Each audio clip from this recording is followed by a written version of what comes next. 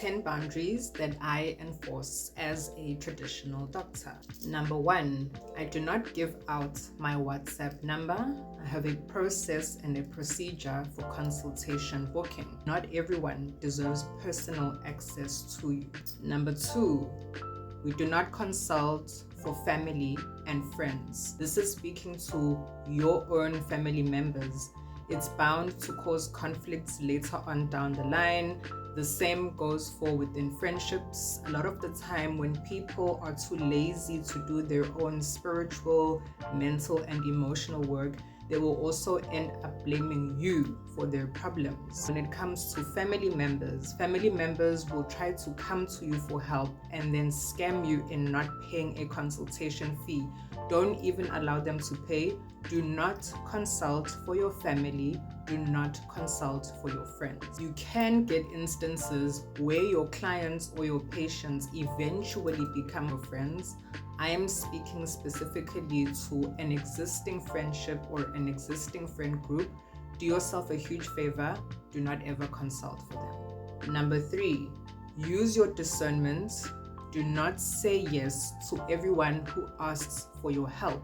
You need to be able to gauge the type of energy that people are coming at you with. People who are usually desperate and begging for help are just going to be problematic for you from the start to the end. Save yourself the trouble. Do not consult for people who are desperate for help. I personally also do not consult for people who do not know how to greet. That means we still have to start from elementary steps. I must first teach you how to greet. I must teach you how to be polite. I must teach you how to have manners. I do not have time for that. Therefore, if you do not have some sense of decorum, I don't consult for you. Number 4, no in-person visits until you have established trust with that client. In this day and age, specifically for female traditional doctors, it is not wise for you to allow people to show up to your office when you do not know who they are. A lot of narcissistic people as well will always push to come and see you in person. It's not for any spiritual reason. It's mostly because they want to see where you work. They want to see whether you are who you actually say you are. You can allow them to do this from the comfort of an online consultation. Once they have proven themselves worthy of being in the same space as you, you think they are safe. You know you can trust them to maintain the same level of confidence as you do. For example, let's say you work from home as opposed to a professional office, then you can allow them to come and see you in person. Number 5, no trauma dumping from anyone, whether it's family, friends, or strangers. In my inbox, you come into my inbox and you're telling me your whole life story. You didn't even ask how I'm doing. You don't care what's going on with me. I don't even read that message. I just block it. When it comes to family and friends, again, go back to the other boundary that I mentioned. But as soon as someone wants to tell you their problem, even a stranger on the street, charge them. This is your energy that is being used up. You're never going to get that energy and that time back if you have the capacity to listen to them. If you do not, if you're highly sensitive and you're empathetic, you know it's going to exhaust you, just say no. Just say, excuse me. Next time, ask me if I am in a space to listen to your problem. Most people don't have the self-awareness or the general wherewithal to think this person might be dealing with their own things. They just come and they start telling you their problems. You need to learn to say no. You need to learn to not be a people pleaser. Otherwise, you are teaching those people that it's okay for them to just come at you and behave however they want to behave. Leading to number 6. Your emergency is not my emergency. Whatever may be going on with you, you need to be able to get a handle on it and be able to approach me in a calm and sensible manner. You do not get to push your problems onto me or any other traditional healer or traditional doctor. In the instance of a medical emergency, you also need to have a process and procedure for that. For me specifically, I allow emergencies when it comes to children and the elderly. Everyone else, I have most likely taught you how to take deep breaths.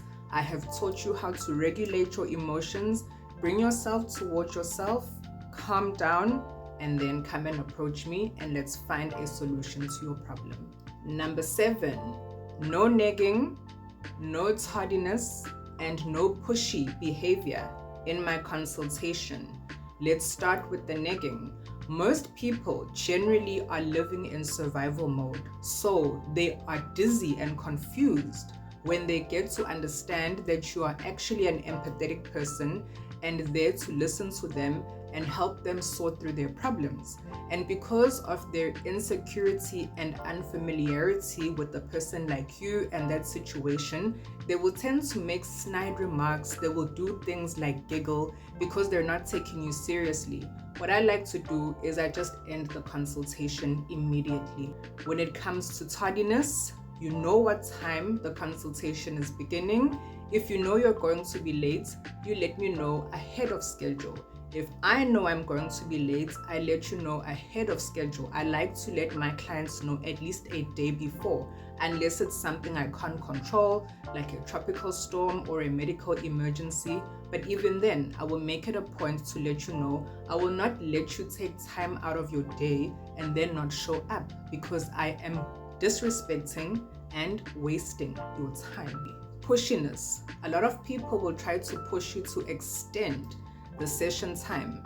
I use Google Meet, for example, because once the session time ends, Google Meet will notify you to say the time that you have scheduled is now up, and then that is it. That is the time that we have allocated to resolve your problem.